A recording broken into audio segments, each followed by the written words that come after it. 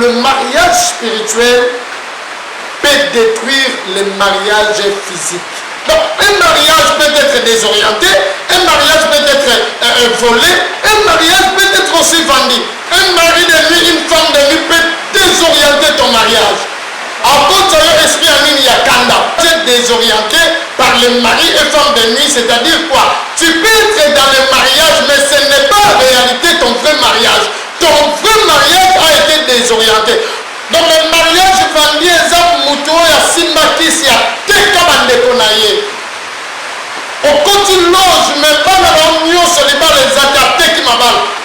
Attaque qui ma chance. Attaque qui m'étoile. Non, mon maman, t'es papa dans la bombe, mais pas dans la haine, tout et ça à bien. Un homme qui est possédé par une femme de nuit, en quitté. Tu peux quitter physiquement, mais du point de vue spirituel, on dit que non, la famille. On nous sommes ça physiquement, on a solution dans notre solution spirituelle. Celui qui est possédé par une femme de nuit, un mari de nuit, on va me mailler, on va l'engueuler, on va bébé. Mais lorsque cet homme-là, cette femme-là est possédée par la publicité, en bimakaka. Nous bénissons le Seigneur, notre Dieu, encore pour cette 5e numéro sur le mariage spirituel. Le mariage spirituel. Bien aimé, nous sommes en train d'insister que le mariage spirituel est tellement réel parce que tu belé parce que comprendre que mon bal à Boutou, moi c'est Boutou, à la base, il y a ma destruction, il y a ma balle à Nabiso. Moi c'est Boutou, mon bal à Boutou, ce qui a possédé Vinayo, ce qui a dominé Ndakunabino, à bébisa ma solo nyoso. Tu vas comprendre que ma Kamunayo, qui très bien. Mais lorsque tu commences à vivre ces phénomènes du mariage spirituel, au moni Makamunayo nyoso et baby. La fois passée, on a essayé de parler sur les conséquences du mariage spirituel. Je dois dire quelques conséquences seulement. Il y a mariage spirituel, c'est sous la pluie, nous les opéta, les bénédiction qu'on a vu, même si c'est un boula, nous allons annoncer bonne nouvelle. Je disais que tu vas mettre sur la conséquence du mariage spirituel. Nous devons procéder dans mari et femme de nuit. Au moins, moi si nous autres comme un solo.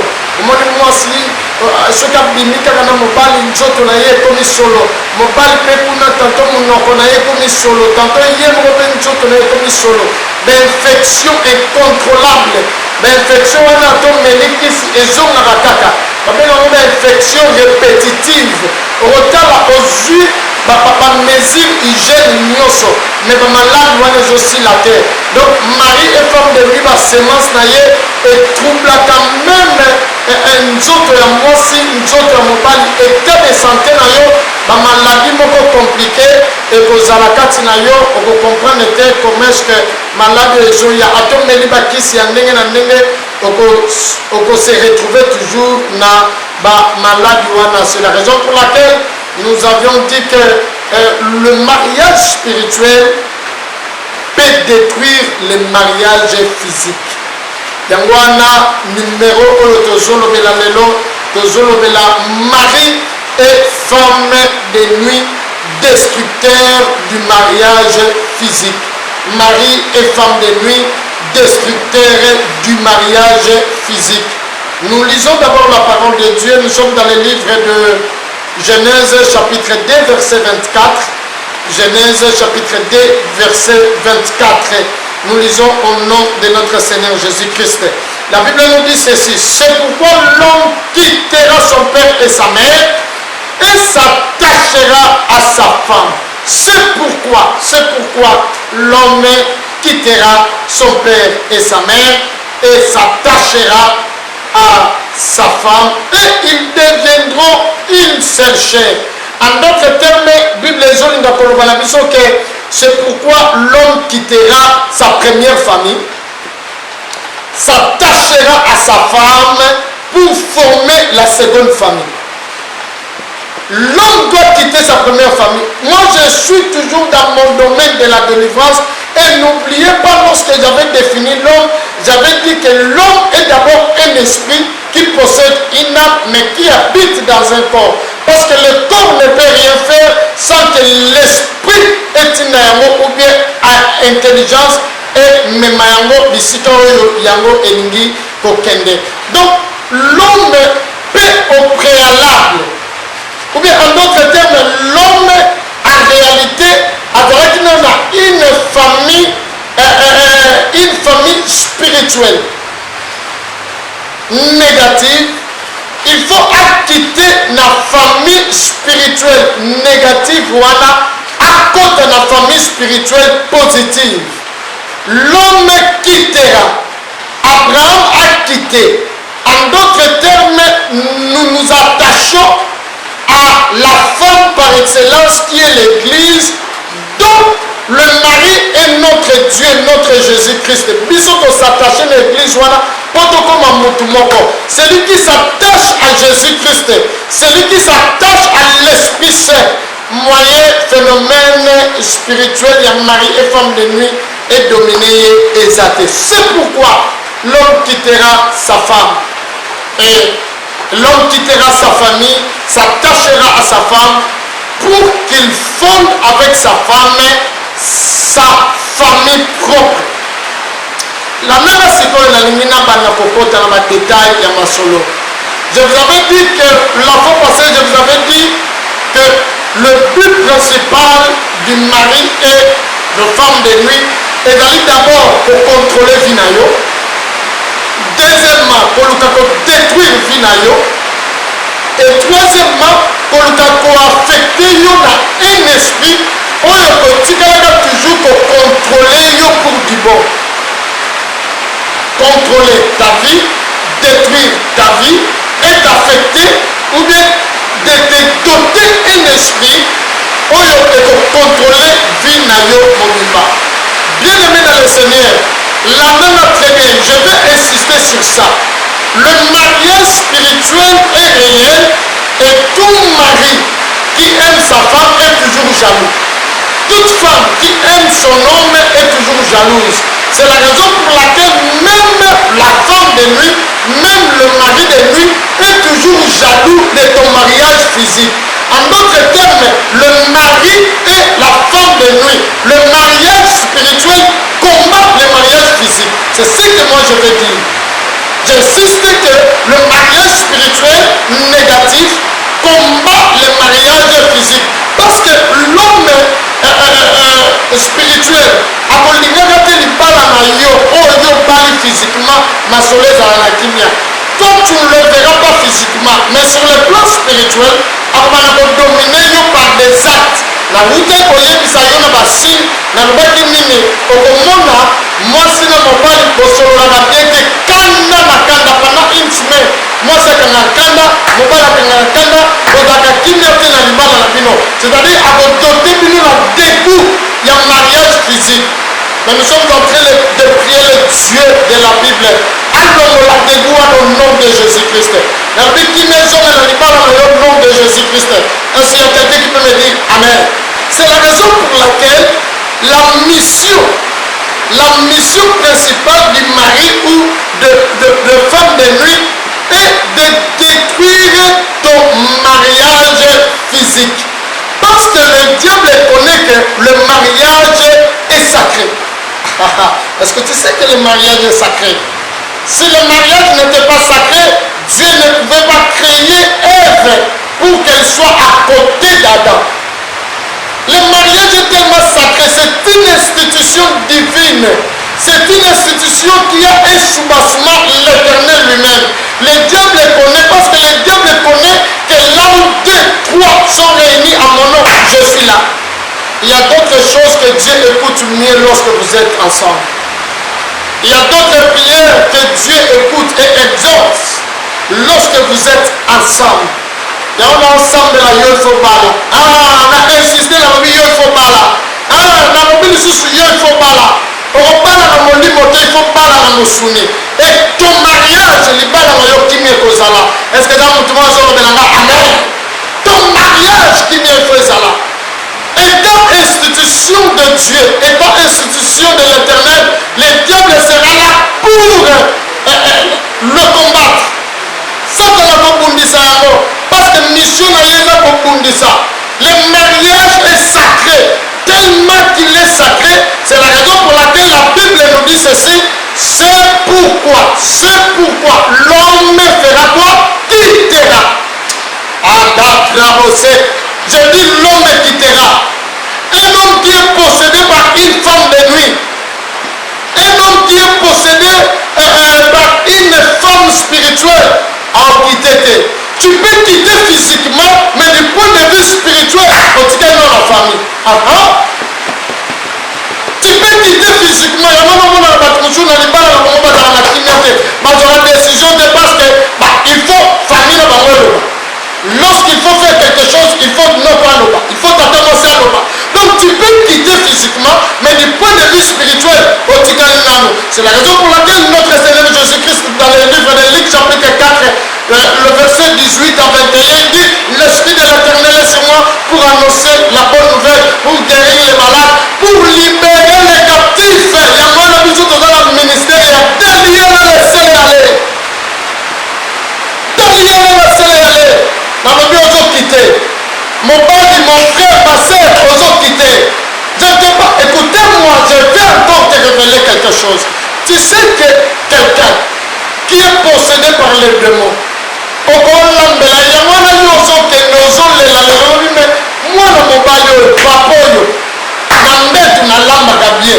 la cuisine, côté moral, ma soleil a bien. Non, bétail, ma soleil a bien. Mais, et nous connaissons ça, il y a à gauche, il y a à droite. Il y a un problème spirituel. Il y a un problème spirituel. Or, nous sommes ça physiquement, nous sommes solution spirituelle. Est-ce que je suis en train de parler à quelqu'un? Celui qui est possédé par les démons, tu peux le porter. Celui qui est possédé par une femme de Dieu, un mari de Dieu, on va me mailler. Mais lorsque cet homme-là, cette femme-là est possédée par la publicité, en bimakaka. Je prie le Dieu que moi je sais. Mon peuple a libération sur la maladie. Est-ce que je suis en train de parler à quelqu'un? Mon peuple a libération sur la maladie. Mon peuple a libération sur mon père. Attends, laissez les hommes. Moi, je suis là. Et je libéré. Moi, je suis libéré. Le mariage est sacré. C'est pour cela que l'homme quittera. Il doit d'abord quitter. C'est la raison pour laquelle il y a des mariages physiques, mais mon père a dit dans la Nokuna. Moi, si nzotote, moi, c'est dans moi, soit dans la morale, ma casse in la prière. Une femme forte, c'est celle, comme ma caméra, elle n'avait pas ma pauvre frère, elle n'avait pas ma maman Kouloutoute, à tout cas que ma pauvre mère, elle a fait. Prière. C'est cette femme-là que moi je veux. Cette femme-là qui a la capacité de changer les données. Moi, si on a la zone, est-ce que amen. Dieu a dit, l'homme doit quitter. La femme aussi doit quitter. Je ne parle pas seulement de l'homme, je parle aussi de la femme. Et dans la partie sur les loyaux, à part là des dames, en l'excellence, ça pour autant de n'a pas la banque. Il y a un problème. Toi, tu peux croire que non, je suis en train d'aimer ma famille. Mais il y a un esprit qui te réclame là. Parce que ce qui dit que et dans la côté le mariage spirituel, c'est parce que la famille c'est Tekabango. Famille c'est Kababango. Dans la cérémonie coutumière, dans le monde culte, papa, maman, non, pour que céder bino, dans la démon, donc tu auras toujours le plaisir de rentrer chez vous. Dans la vie de moi, déboulonner ma qualité, que tu vas en passer à la bien. Dans déboulonner en haut. Ce qu'on amène d'ailleurs comme il a dit, miracle sur le réseau. Est-ce que tu vas en bien? L'homme quittera.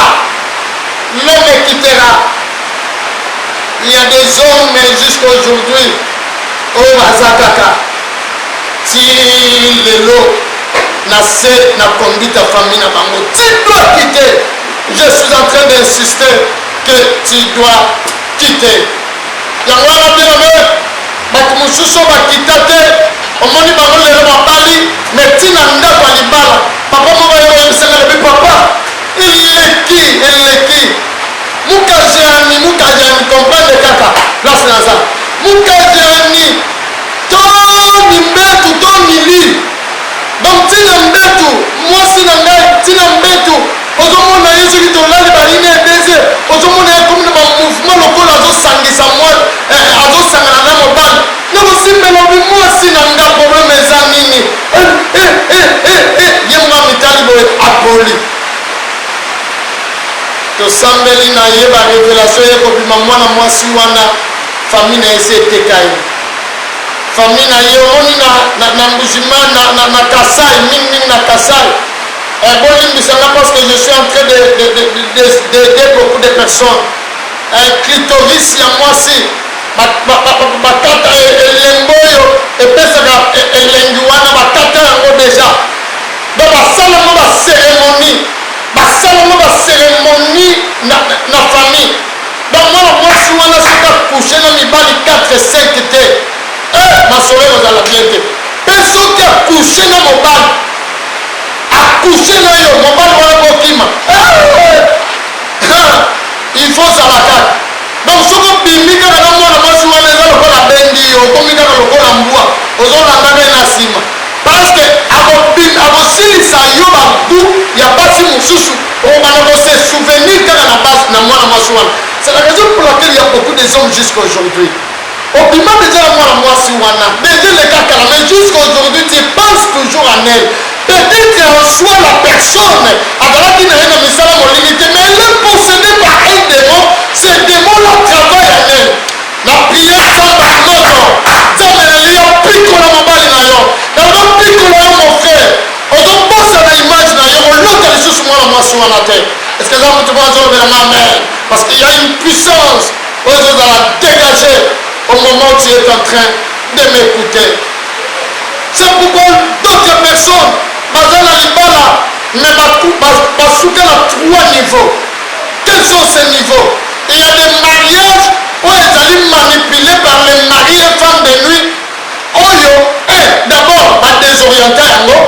Le mariage physique qui sont désorientés, le mariage physique qui sont volés et le mariage physique qui sont vendus. Donc un mariage peut être désorienté, un mariage peut être volé, un mariage peut être aussi vendu. Je te donne un exemple. L'exemple du mariage volé. Donc, mobali ya vie na yo, mwasi ya vie na yo, bayiba ye. Bayiba ye ndeni na baje muke. Mari femme de nuit habitaka kati na yo, akoki kokomisa camarade na yo, porte moko extraordinaire. Sikoyo ntango mobali wana azoya mpa na yo, akomi na ye kolula mwana mwasi wana. Ou bien même pas camarade na yo, même mutu mosusu. Donc alatisi ye affection moko makasi azwi yo alatisi yo masque de vieillesse parce que parmi les conséquences nayebisaki bino akolatisa yo masque de vieillesse okomi na dégoût na mwana mobali wana mwana mwasi wana ozalaki soki otali ye boye omoni ye bebe me lelo soki otali mwana mwasi wana olobi oyo tala ye kuna kitoko te atie makapi atie bamakapi wana nyonso na bacrayon azodenda lokola libata tie verni na liboko masolo eza sur kitoko te azogande bote na ye mais la manière dont tu la voyais masolo ezobeba masolo ezebeba ce sont des mariages volés libala vi na yo si bayibango parce que mari de nuit femme de nuit abebisa masolo ayibisisa yo libala. Deuxièmement, les mariages qui sont désorientés.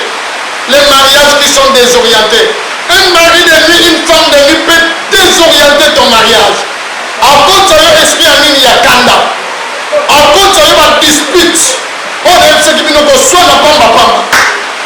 À cause de vraiment les ballons dans les gamins, personne au dégoût. Ce sont des mariages désorientés. Et cet esprit-là peut affecter une autre personne pour venir désorienter ton mariage. Je te donne un exemple. Le mariage désorienté peut être compris comme étant une destinée qui est désorientée. mwana oyo banda bomwana na ye omoni dès le bas âge mwana wana abandaki kosala kotonga bandako babrike ozomona ye azotonga bandako elingi koloba déjà que la destinée de cet enfant là il faut comme architecte, il faut comme grand maçon. Un jour à venir il faut comme un donc c'est-à-dire à côté de la bâtiment. Mais papa n'est pas un médecin. Papa il est pas dans le ministère de la santé. Papa est un mokonzi. Azui mwana wana lobia ya kosala ya na campus ya kosala médecine. Mwana kosala médecine aussi ça peut être classe à cause de la peine hôpital mais en réalité et aux à l'hôpital aux à la étoile où les ala qui réel pour na yété. Soki comme qui architecte en comme na ba moyen ebelé puis ngaka briller ma kasi par rapport au nègre comme médecin. Tu es désorienté par les maris et femmes de nuit, c'est-à-dire quoi? Tu peux être dans le mariage, mais ce n'est pas en réalité ton vrai mariage.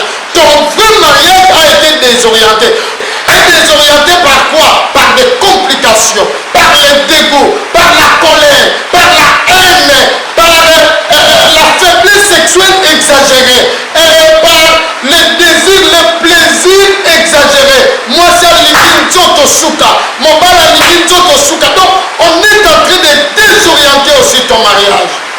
Et le mariage vendus, c'est ce que nous vivons souvent dans nos familles. Ce sont des mariages vendus. Nous les vivons dans nos familles. Dans les lawa, voilà mon père et moi aussi, ayeko yebisanga lobi papa, mon bal vraiment yé, pour balangai. Mais maman la biso na papa la biso lobi pas question. On parle à yoté. Yo, on parle à té. Oh, mais une petite discussion, mais comment est-ce que vous dites té? Il y a pas la té, le papa na dans mbongo bela lobi, il va gérer famille. Lorsque la femme est venue me parler, j'ai compris directement, j'ai dit yo, semble la carte. Parce que je ne peux pas tout dire sinon et inda. Encore pas sa famille. Donc nous avons cette sagesse-là d'orienter Bandi. La vie a semble la prière. La deuxième après de prière, la vie semble la qu'on a boué. Semble la qu'on a mbongo et zo te pas ya mutubo. Semble la qu'on a mbongo et zo te pas bien yo se zo te boué. Il faut ressembler la contre yango. Et jusqu'à ce que l'Éternel a zo kangola et ma solo a siki Bandi koya. Et ma solo a bongo solo yena push aba. Ha! Nzamba azala capacité koboma même bato bazotelemela yo soki bato wana bazosantete mabele kofungola monoko nango ekomela bango donc le mariage vandi eza moto oyo asimbakisi ateka bandeko na ye okoti loge me bana bao nyonso libala eza te ateki mabala ateki bachance ateki baétoile no bomona te papa aza na mbongo ebele me bana na ye mitu esalaka bien te tato mpo bato baremarke te ozobana na nyonso dotinda bango na poto bana na ye bazala kimia te mpo mona mwana oyo arefléchisaka bien mwana oyo aza posé aza te c'est parce que sur le plan spirituel on a déjà vendu l'étoile des enfants alobi oyo yayo ezozonga au nom de Jésus Christ na insiste koloba oyo yayo ezozonga au nom de Jésus Christ. Donc le mariage n'est pas seulement un problème personnel, mais le mariage peut devenir aussi un problème collectif. Parce que lorsque vous vous mariez physiquement, il y a quelqu'un qui parle. Il y a quelqu'un qui va parler à ta place. Yo le mataka, chérie, je t'aime. Nana yoti liwati kufa. Mais mouto ça la discussion à facture. Oyebi état d'âme na été. Moto ozwaka maloba na famille. Oyebi état d'âme na été. Moto ozwaka ma décision na famille na yo oyebi état d'âme na été. Mbongo oyo ya yo alibala, mbongo bapeseli alibala. Est-ce que yo oyebi esika euta? Oyebi esika euta? Le combat de belle famille. Le combat de la belle famille. On peut te donner la... Ah, merci Saint-Esprit. Et donc, on comme un pasteur. Jeune fille, avant le jour de sa consécration, il y a un papa, un voisin. Papa, on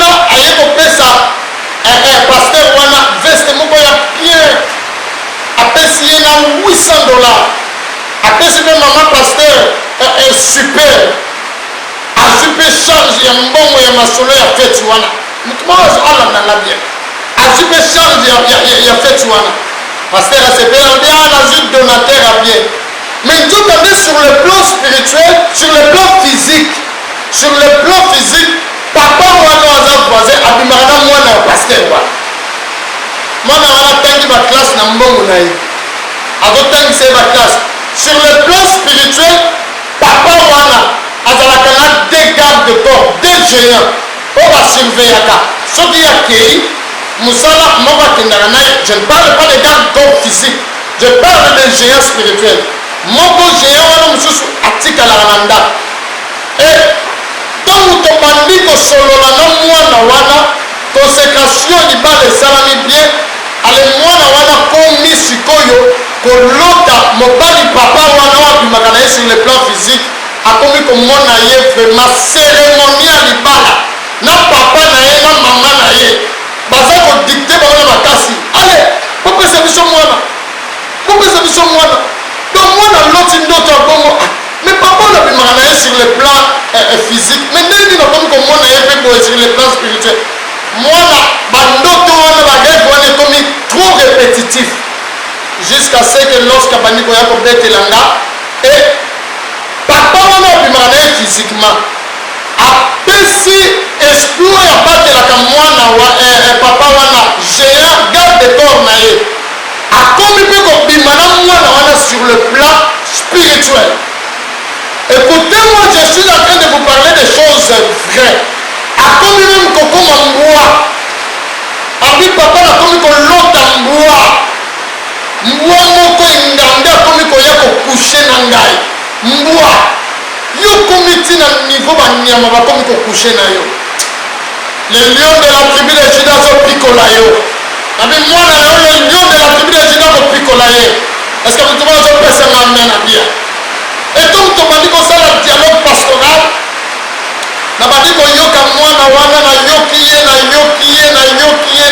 aleki na cure d'âme nde naye kokomprendre source ya masolo elelo nzambe na bomoi asala mosala na ye mwana wana longwa epai baboti na ye akoma mosika lelo bafiance ye déjà je crois ke nzambe na bomoi akokomisa ye ti na niveau ya kobala est ce que motu moko azolobelanga amen donc ekomi problème moko ezalaki physique babali ye sans pour autant papa wana yeba papa je suis en train de te parler yo mpe mwana na yo tato babala ye yo oyeba te tu as eu un problème sérieux dans ta famille peut-être mwana wana azalaki malade il y a quelqu'un qui est venu te donner l'argent pour que omema mwana wana na hôpital mais état d'âme ya moto wana oyebi yango te mbongo nini oyo ozwa kado nini bapesa yo mama eloko nini bapesa yo oyo ebalisa mwana na yo.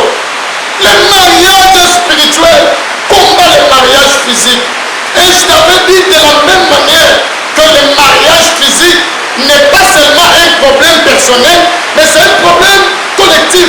C'est aussi de la même manière que le mariage spirituel devient aussi collectif. Au moins place d'accueil. Devient aussi collectif. Écoutez, la Bible me dit ceci. Lorsqu'un démon quitte le corps, akokendeko lukaka fort il y a 7 autres démons ozonga aya lisusu makasi c'est la raison pour laquelle il y a d'autres personnes oyo basalaka basérie omoni 1 mois 2 mois aloti mobala butu mwasi butu asambeli amoni lisusu abandi komona esu mwasi butu te alebi nzambe atangolinga nzambe abena yango badélivrance partielle nzambe atangolinga aleyo olembi tellement wana ya marilebi ake kolukaka fort ntango ozoya kozonga akangi yo libela tala ndenge mwana mwasi elongwe mutu akomi kolotala nyama aye lisusu très fort c'est la raison pour laquelle biso na pousse a bape tolobaka bitumba molimo sese lefe eza te akokutana na bato mokili na okutana na nzambe akolasonga na bato mokili na kosonga na nzambe je ne lâcherai pas le combat est permanent la victoire aussi est permanente nakolemba te kolbatiki oyo sikoyo na masolo esali keba ces démons là a la capacité d'aller chercher les renforts akokotela nzela bamambre famille na yo mutu mosala mabe akoki koutilize sorcier moko ya famille na yo, akoki koluka occultiste moko ya famille na yo, apesa ye nzela ya koluka ya kotela.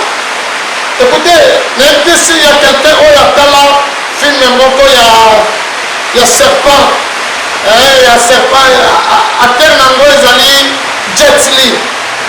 Jet Li na filme wana eza na mwana mobali moko akende koluka kisi na mai na ngomba boya pwei na mai, ale sirene wana, sirene na ye abikisi mwana mobali wana, mpe sirene wana alati nzoto akomi koapparaître physiquement. Mwana mobali wana ye abali sirene wana, etant abali sirene wana, Jet Li lokola exorciste aye sikoyo mpo akangola mwana mobali wana, mpo arevele mwana mobali wana ke mwana mwasi oyo yo obali ye aza mwasi normal te, aza sirene. Tala mari de nuit, femme de nuit, sirene akoya mpe bien, me nzoka nde aza na baprojet mabe kati na yo. Akopesa mbongo bana koteka, akopesa mbongo voyage nozoyeba te, masolo na yo eza kobeba. Akopesa mbongo osala makambo mabe, me masolo se ebebi. Eza na mwana mwasi moko wawa awuti kopola nzoto mobimba, nzoto na ye bomwasi epoli. Facebook abali mobali ya Facebook, mobali wana baye abali cérémonie bien, ebena otenga ya mobali wana azalaki camerounais, aye abali ye cérémonie bien. Allez bon, ça va nga nazongi akei mpe abimisi passeport, makambo nyonso na visa tout, makambo nyonso ok. Abinga nazongi okolanda nga après une semaine, 2 jours après mwasi bambuma ebandi, après 2 heures 3 heures akomi kopola ti 3 jours mwasi apoli nzoto mobimba ebaluki identité ale mwana mobali wana bloke makambo nyonso, nzoto na epoli. Écoutez-moi, nazongi na filme wana, lorsque Jet Li akomi koluka kodélivrer mwana mobali wana, qu'est-ce qui s'est passé? Mwana mwasi wana azalaki sirene, azalaki mpe na ndeko na ye ya sirene, bango mibale bakomi koluka kobundisa Jet Li. Le démon qui te combatte, ne crois pas qu'il est seul, il y a encore d'autres démons parallèles. Le mari de nuit, femme de nuit akokoti sa pauvreté, démon pauvreté. Le mari de nuit, femme de nuit akokoti sa démon ya célibat. Le mari de nuit, femme de nuit akokoti sa démon ya maladie. Le mari de nuit, femme de nuit akokoti sa démon ya colère.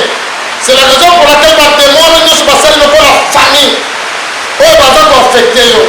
Yango wana lelo nayebi tosambela na esika bango bawutaka na mai na zamba moto ezopela. Est-ce que mutu azotelema? Est-ce que mutu azotelema? Ozotelema nanga bitumba molimo cessez le feu eza te. Celui qui est capable de prier est capable de tout. Tozosambela sikoyo lokola nsima na ngai nabeleli moto ya Saint-Esprit na libala na ngai, nabeleli moto ya Saint-Esprit na mbetu na ngai, nabeleli moto ya Saint-Esprit na ndako na ngai, libala na ngai, komba nyonso nazomona na libala na ngai oyo ezowuta na nzela mobala butu, na nzela mwasa butu, ya mama topanzana tika, ya mama topanzana tika, ozobeta maboko na osambela na prie. Mari de nuit, femme de nuit nyonso ozobundisa yo, ya mama topanzana tika, ya mama tokwea tika, au nom de loba na nsima na ngai, loba na nsima na ngai, loba yo mobala butu, yo mwasi ya butu, oza na esika te kati na nga, nga nazobala na moi, esika nyonso yo ozolinga omema nga, mobala butu, mwasi ya butu, liberaki na ngai, liberaki na ngai, libere loba nga na kobala na butu te, na kobala na butu te, nga libala na nga na moi, na réclame divorce. Yo mobala butu, mwasi ya butu, ozobundisa libala physique na nga, ya mama topanzana, ya mama tolibere, moto ezobeta maboko na ozosambela. Allez prier au nom de Jésus-Christ. Holy Ghost, loba nzoto na ngai koma moto, sexe na ngai koma moto, bilamba na ngai ekoma